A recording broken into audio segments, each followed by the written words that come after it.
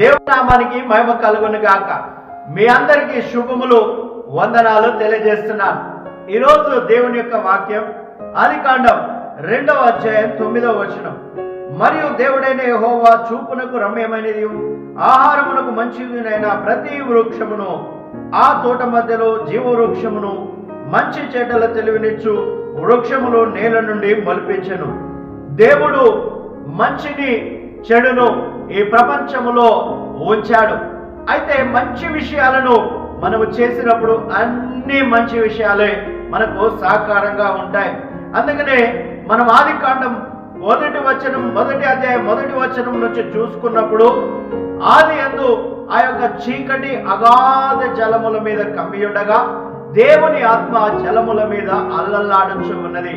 అక్కడ చీకటి ఉన్నది, దేవుని యొక్క ఆత్మ ఉన్నది. అయితే దేవుడు ఎప్పుడైతే ఆయన ఆలోచించడం, మంచిని ఎలా ఈ ప్రపంచంలోనికి తీసుకొని రావాలి, వెలుగును ఎలా ఈ ప్రపంచంలోనికి తీసుకొని రావాలి అని ఎన్నో ప్రయత్నాలు ఆయన చేసి ఆయన మాట్లాడడం ప్రారంభించాడు. అందుకనే మన జీవితాల్లో కూడా మంచి జరగాలి అంటే, మేలు జరగాలి అంటే మన నోరు తెరవాలి. మనం నోరు తెరిచి ప్రార్థించగానే, మన నోరు తెరిచి మనం చేసేటువంటి పనులు, మన వ్యాపారాలు, మన ఉద్యోగాలు, సమస్త పనులలో మంచి జరగాలి అంటే మనం తప్పకుండా ముందుకు వెళ్ళాలి.